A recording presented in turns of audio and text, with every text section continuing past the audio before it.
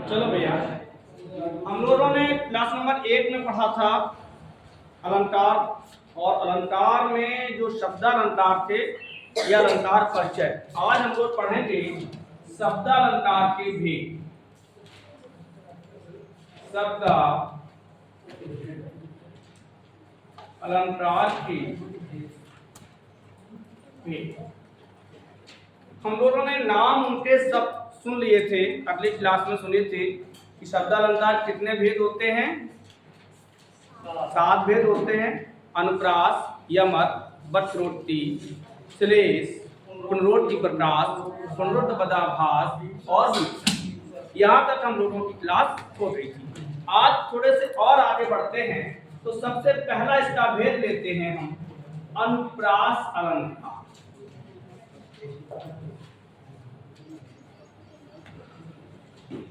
कौन सा? अनुप्रास। ये देखा जाए तो अनुप्रास अलंकार एक वर्णमूलक अलंकार है। कैसा है? वर्णमूलक। इसका मतलब क्या होता है?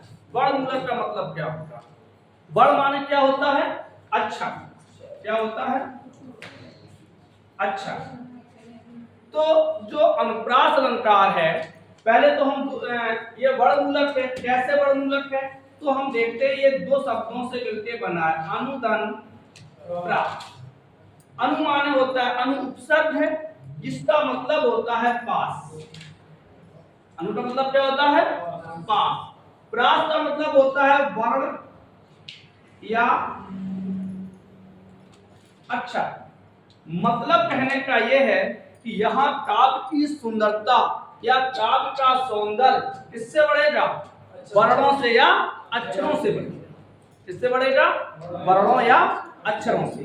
तो अनुप्रास अलंकार की परिभाषा हमारी बन सकती है या हो सकती है कि जहां एक शब्द, एक वर्ण, जहां एक वर्ण एक से अधिक बार है। इसकी परिभाषा होगी जहां एक वर्ण एक से अधिक बार आए।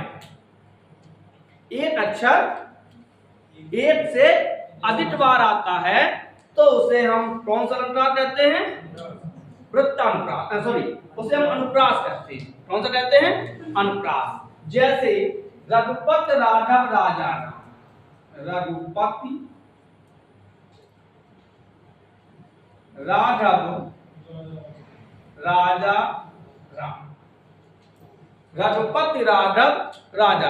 अब यहां देखिए, एक वर्ण एक से अधिक बार आया, तो यहां देखिए किस वर्ण की आवृत्ति हो रही है? रा वर्ण की आवृत्ति हो रही है।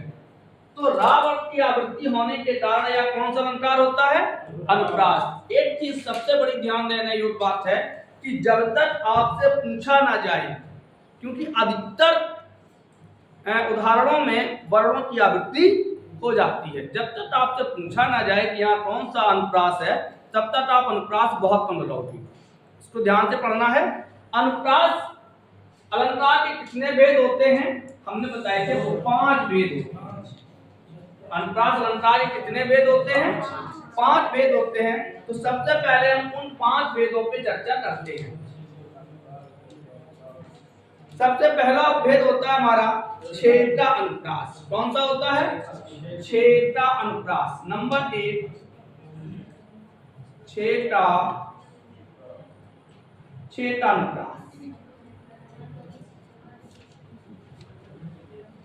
अनुप्रास का पहला भेद कौन सा है? छेटा अनुप्रास। यहाँ क्या होता है? यहाँ एक वर्ण की आवृत्ति, यहाँ एक वर्ण की आवृत्ति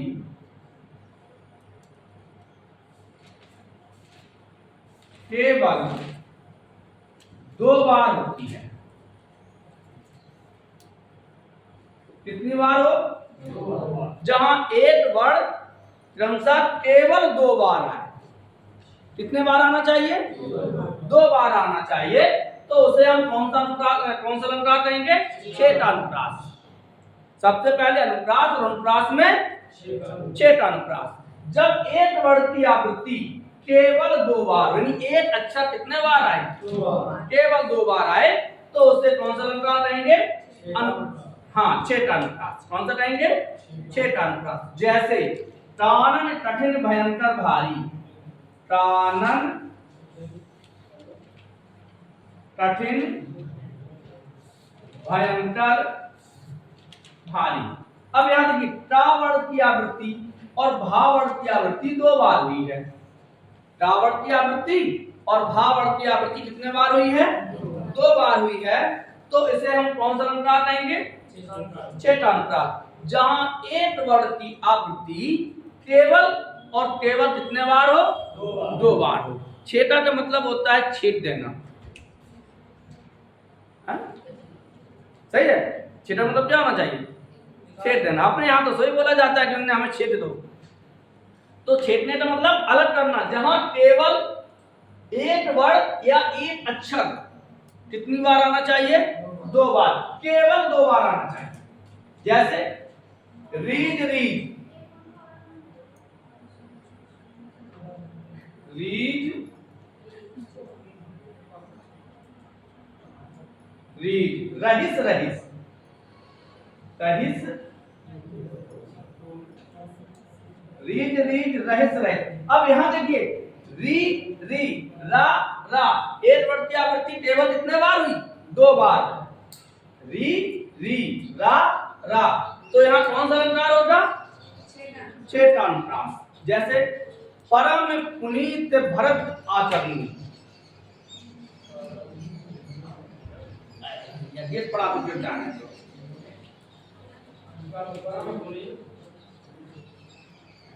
परम पुनीत, परम पुनीत भरत आचरण। अब यहां देखिए, किस वर्ड की आवृत्ति हुई? पा वर्ड की आवृत्ति। कितने बार हुई? केवल 2 बार। तो यहां कौन सा अलंकार होगा? छेद अनुप्रास। इस करुण कलित हृदय में, इस करुण कलित हृदय में क्यों विकल रहे हैं? क्यों विकल रागिनी बजती है। अब यहां किस वर्ड की आवृत्ति हुई? केवल लगातार, ध्यान रखना, लगातार एक वर्ड की आवृत्ति 2 बार होना चाहिए। पंखा बंद कर दो तो ये सही हो जाएंगे। फिर बंद कर दीजिए।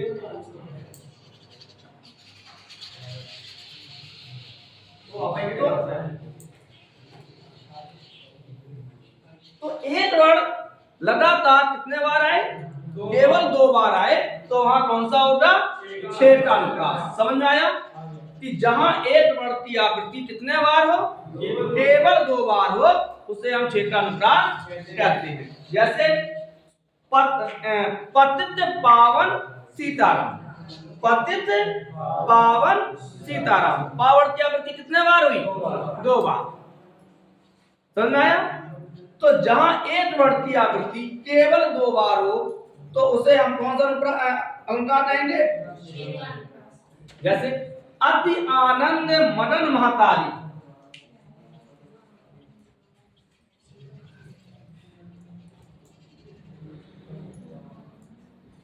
अति आनंद मदन महतारी। एक पंखा चला लीजिए, पीछे वाला चला लीजिए। अति आनंद मदन महतारी, तो मां वर्ड की आवृत्ति कितने बार हुई? 2 बार हुई। आ वर्ड की आवृत्ति कितने बार हुई? 2 बार हुई। तो जहां एक वर्ड की आवृत्ति 2 केवल और केवल कितने बार हो? 2 बार होती है, उसे हम छेद अनुप्रास कहते हैं। अगला करते हैं हम इसका भेद। दूसरा भेद है वृत्त्यानुप्रास।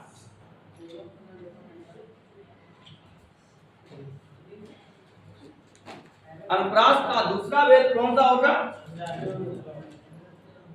वृत्त्यानुप्रास। अलंकार। वृत्त्यानुप्रास, जहां एक वर्ण की आवृत्ति, जहां एक वर्ण की आवृत्ति 2 से अधिक बार हो। कितने बार हो? 2 से अधिक बार हो। जहां एक वर्ण की आवृत्ति कितने बार हो? 2 से अधिक बार हो। जैसे रघुपत, राघव, राजा, राम। रघुपत, राघव, राजा, राम। तो यहां देखिए रा रा रा रा, रा वर्ण की आवृत्ति 2 से अधिक बार हुई है। तो जब 2 से अधिक बार हुई तो कौन सा है? वृत्त्यानुप्रास। वृत्त्यानुप्रास क्या है? जहां एक वर्ण की आवृत्ति 2 से अधिक बार हो। एक वर्ण की आवृत्ति कितने बार हो? और यदि केवल एक वर्ण की आवृत्ति 2 बार हो तो छेकानुप्रास, और 2 से अधिक बार हो। अगर हम इसकी नीचे वाली लाइन लिखें, पतित पावन सीताराम, तो नीचे वाली लाइन में कौन सा अलंकार हो जाएगा? कौन सा हो जाएगा? और ऊपर वाली लाइन में वृत्त्यानुप्रास। तो अनुप्रास के हमने कितने भेद पढ़े? 2 भेद पढ़े। पहला भेद जहां वर्ण की आवृत्ति केवल 2 बार हो। दूसरा भेद जहां वर्ण की आवृत्ति 2 से अधिक बार होती है, तो उसे हम वृत्त्यानुप्रास कहते हैं। जैसे और देखते हैं,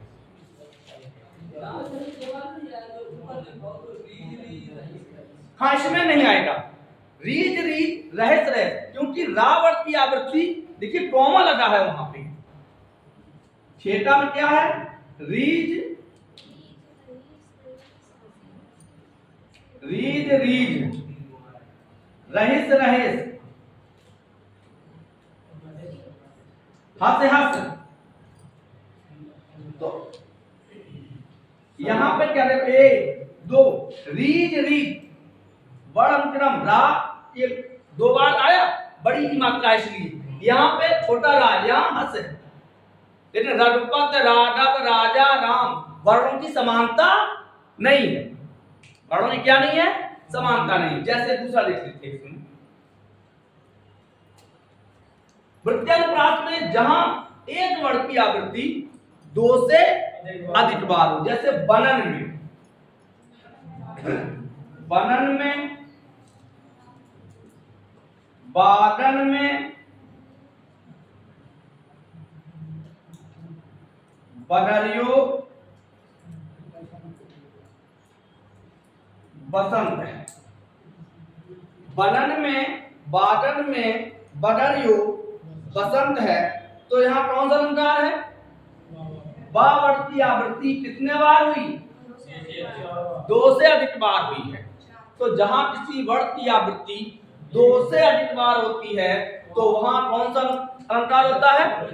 वृत्त्यानुप्रास। सबसे पहले तो कौन सा होगा? अनुप्रास। और अनुप्रास में फिर कौन सा अनुप्रास होगा? वृत्त्यानुप्रास। कौन सा होगा? वृत्त्यानुप्रास। चार चंद की चंचल किरणें, चार चंद की चंचल किरणें किस वर्ण की आवृत्ति हुई? चा वर्ण की आवृत्ति है। तो चा वर्ण की आवृत्ति में कौन सा अलंकार होगा? वृत्त्यानुप्रास। जैसे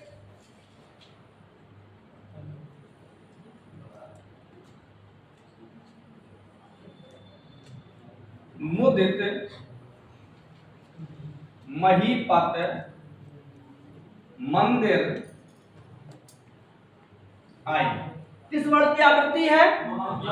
मां वर्ण की आवृत्ति है। तो कौन सा अलंकार होगा? वृत्त्यानुप्रास। समझ में आया? आगे बढ़े।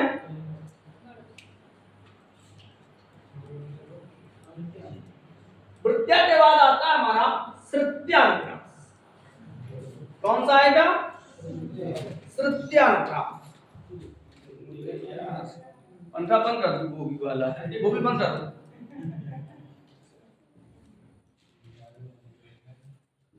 श्रुत्यानुप्रास। इस समय लाइट की बड़ी व्यवस्था गड़बड़ है। हाँ कोशिश करेंगे। तृतीयानुप्रास। अच्छा तृतीयानुप्रास जिसे कहते हैं, अब तृतीया में क्या आएगा ये समझ लेते हैं। श्रुत माने क्या होता है? श्रुति माने सुनना, श्रुति माने सुनना। जहां जहां एक ही वर्ग के वर्णों की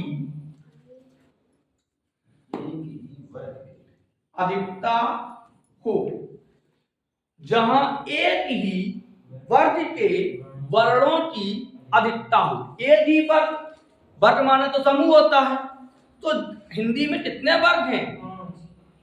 टवर्ग, चवर्ग, टवर्ग, पवर्ग,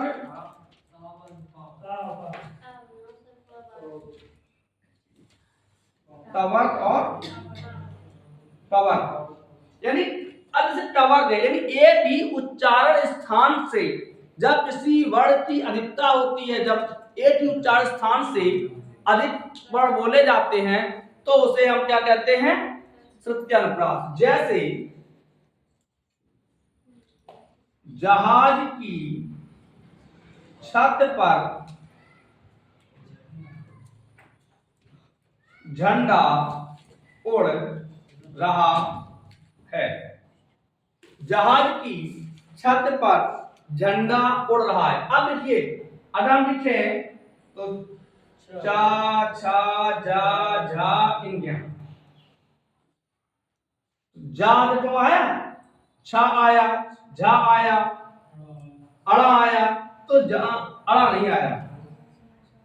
चा छा जा, चावर की आवृत्ति है, इसकी है चावर, चावर की। जैसे डूबते थे दिन नाद डूबते हुए, डूबते किस वर्ण की आवृत्ति है? डा वर्ण की आवृत्ति है। तो जहां एक ही वर्ग के वर्णों की अधिकता हो, एक ही उच्चारण स्थान से जब अधिक वर्ण बोले जाते हैं तो उसे हम तृतीयानुप्रास कहते हैं। आगे आप पढ़ते हैं। अगर एक ही सेंटेंस में मतलब दो ही अक्षर आ जाए तो भी वही होगा? नहीं,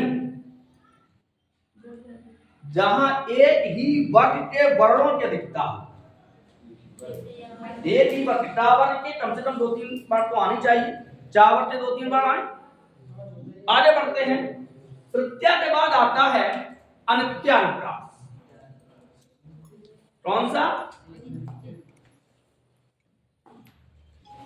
अनित्या, अनित्यानुप्रास। जहां वर्णों की तुकबंदी मिलाई जाती है। एक चीज ध्यान रखना, ये परिभाषाएं आपको किताबों से थोड़ी सी भिन्न होंगी। जहां वर्णों की तुकबंदी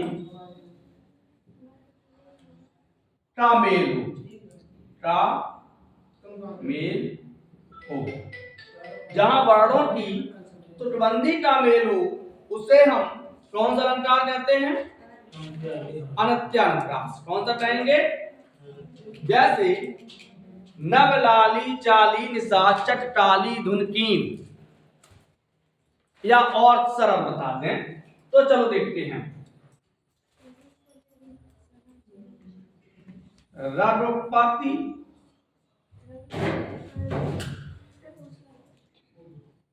राघव, राजा, राम, पतित, पावन, सीता, राम। तो यहां देखिए मां वर्ग की आवृत्ति हुई। रघुकुल रीत सदा चली आई, प्राण जाए पर वचन न जाए।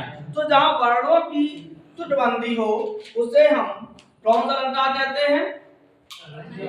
अनित्यानुप्रास। देख लेते हैं।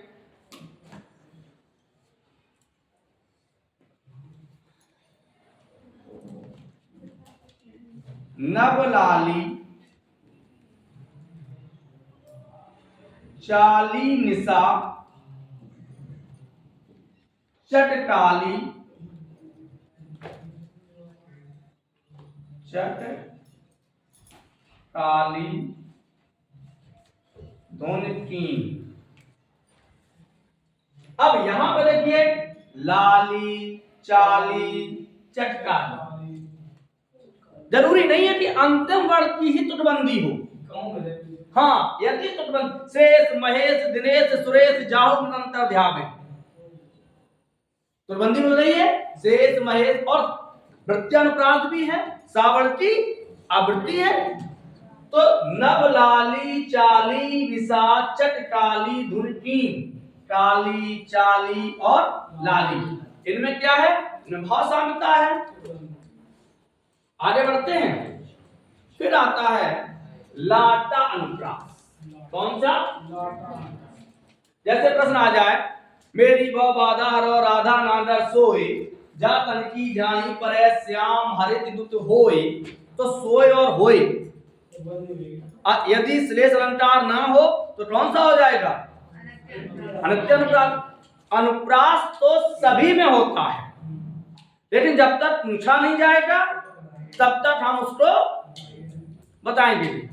वहां पे प्रश्न को दिया जाएगा कौन सा, जब भी भेद पूछा जाएगा, ध्यान रखना, अनुप्रास में जब भी भेद पूछा जाएगा तो पूछा जाएगा कि निम्न में कौन सा अनुप्रास है।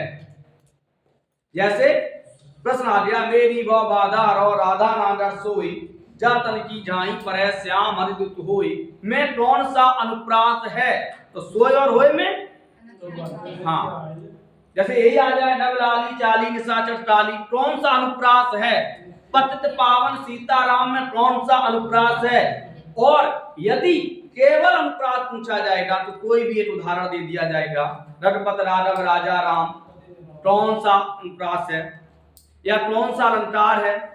बालदी विशाल विकराल ज्वाल जाल मानो लंक लील वेट टाल रसना पसारी है, यहाँ कौन सा अनुप्रास है? तो छठा अनुप्रास हो गया।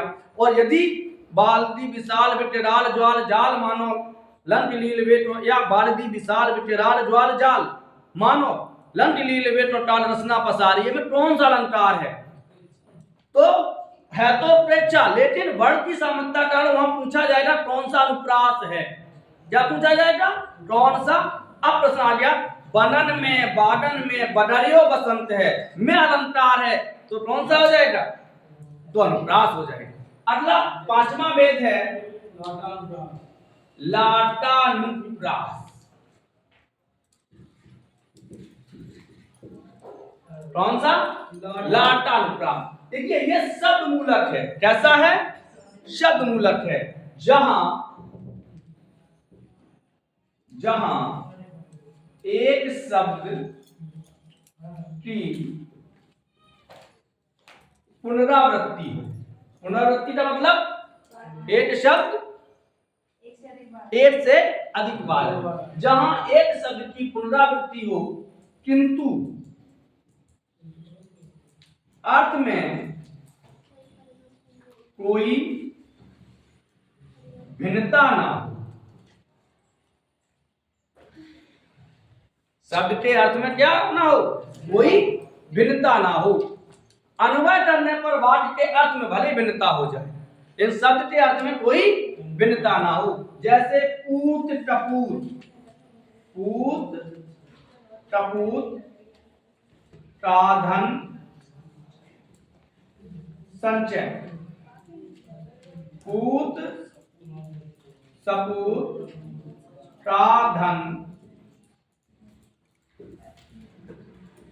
संचय। पूत टपूत साधन संचय, पूत सपूत साधन संचय। यदि पुत्र कुपुत्र है, बुरी आदतों वाला है, तो माता पिता को धन संचय करने की कोई भी आवश्यकता नहीं है, क्योंकि आप जितना भी कमा के रख जाओगे एक रात दो रात में खत्म। वो जुआ खेलेगा, शराब पिएगा, सब कुछ, क्योंकि वो कैसा है? कपूत है। पूत सपूत साधन संचय।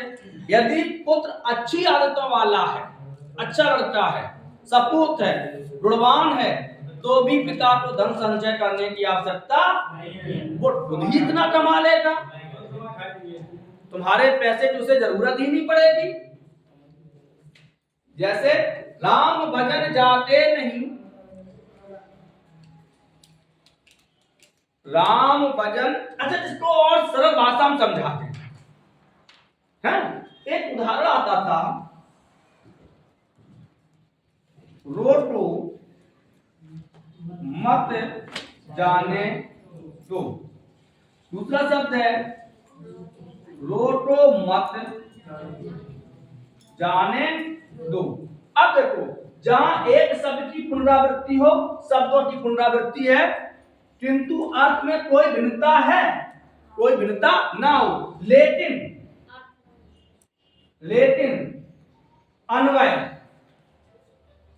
अन्वय करने पर वाक्य का अर्थ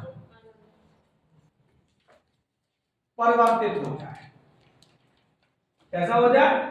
वाक्य का अर्थ परिवर्तित हो जाए। जैसे रोटो मत जाने दो, शब्द के अर्थों में कोई परिवर्तन नहीं है, वाक्य का अर्थ रोटो भैया भला आदमी है, मत जाने दीजिए। रोटो मत जाने दो। बहुत देर से नौटंकी दिखा रहे हो, रूठ फिर रहे हो। जब ब्याह में फूफा जीजा ज्यादा लड़का रूठ जा, तुम जान दो, कोई जरूरी नहीं है। तो और पहले क्या कहते, रोटो भाई भला आदमी है, रोटो मत जाने दो। एक तुलसीदास की चौपाई है, मांगी नाव न केवट। जब उसका अर्थ भिन्न होता है तो इसी अलंकार का प्रयोग होता है। मांगी नाव न केवट। अब यहां क्या है कि नाव तो मांगी लेकिन केवट नहीं आया। दूसरा है मांगी नाव न केवट।